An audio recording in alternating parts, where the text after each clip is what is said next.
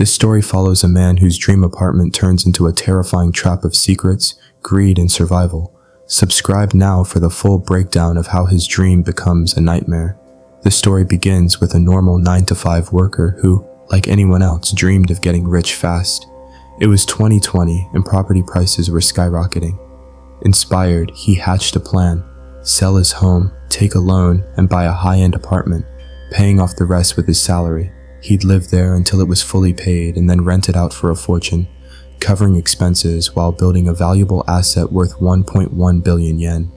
If property prices kept rising, it could reach 5 billion yen, and he'd finally launch his business and life in style. Excited, he rushed to a property dealer and bought the apartment, pouring in all his savings and selling his home for the down payment. Though EMI payments loomed, life seemed perfect. Living in a high-class building, he even got engaged.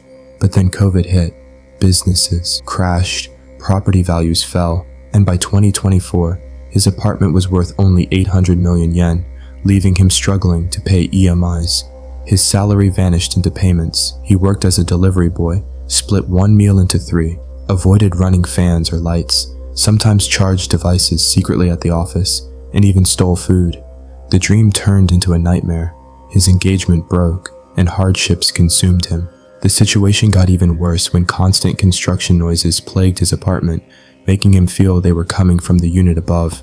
One day, he went upstairs to complain, but the man assured him the sounds weren't from his apartment. Soon, even his neighbors grew frustrated, leaving notes asking him to stop the noise, saying it disturbed everyone. Desperate, he approached the building owner, explaining that the construction noises were so loud he couldn't sleep, and the whole building was complaining. Despite multiple maintenance complaints, no action had been taken. The owner finally admitted the noise wasn't his fault. It was a building-wide construction issue and promised to fix it in 2 months. Shocked, he protested he hadn't bought an expensive apartment to endure sleepless nights.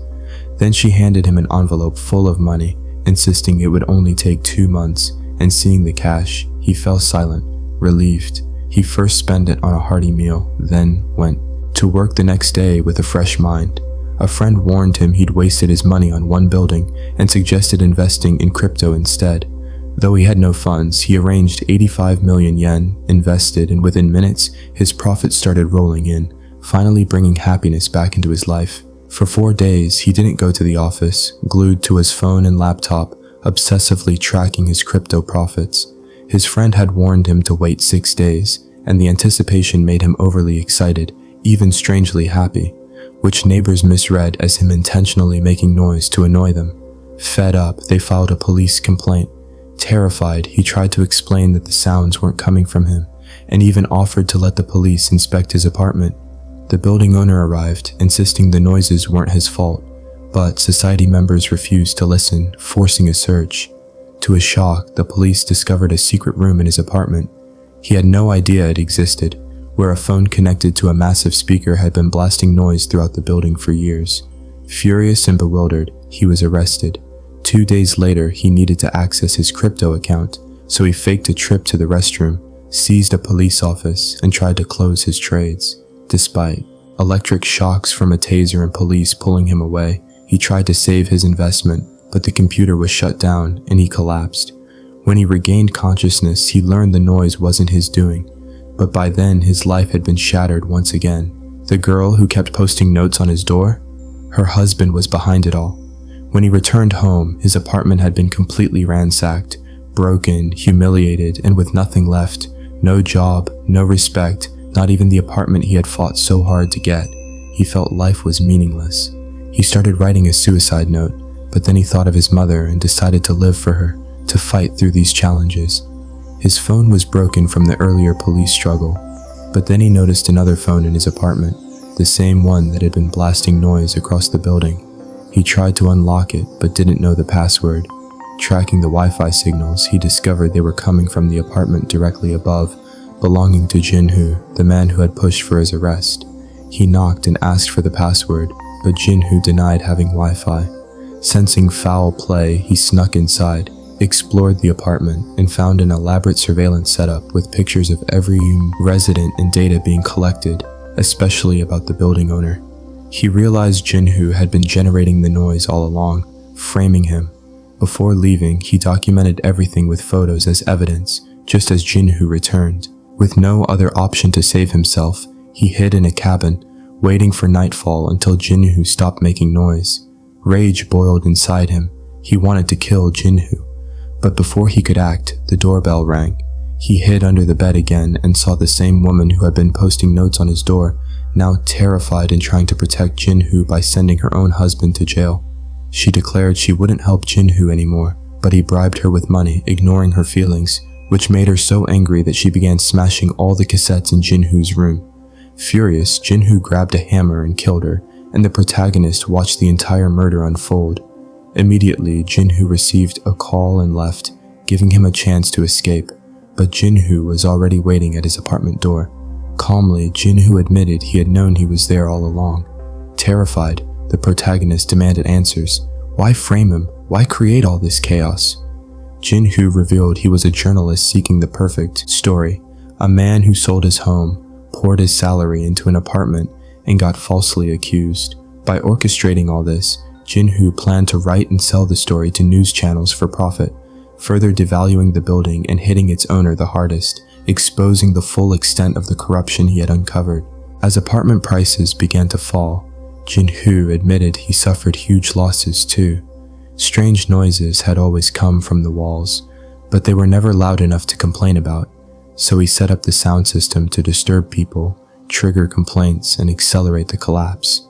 Crying, the man insisted he hadn't done any of this and had lost even more than Jinhoo, asking why he was framed when the real grudge was against Eunwoo.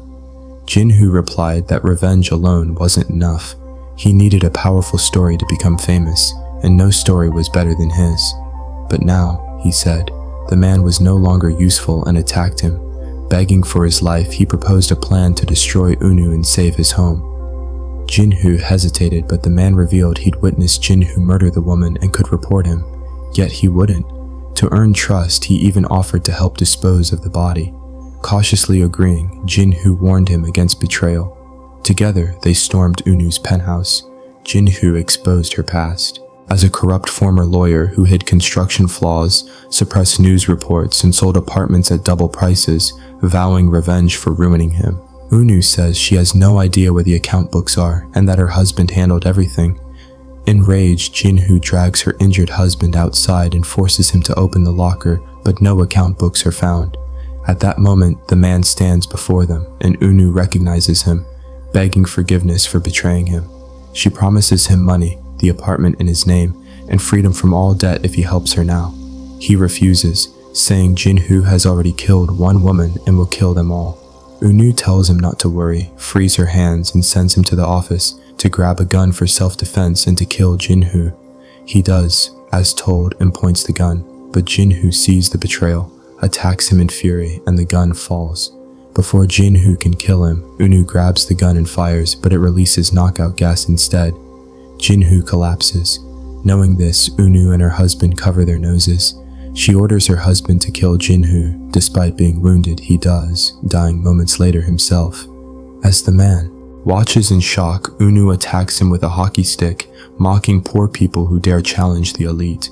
She reveals the hidden account books and confesses all her crimes, confident he won't survive to expose her.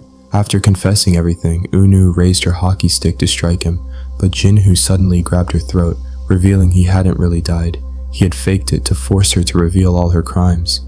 He crushed her completely, his own condition worsening, and told the man to take the account book to any media house to expose every secret of the building.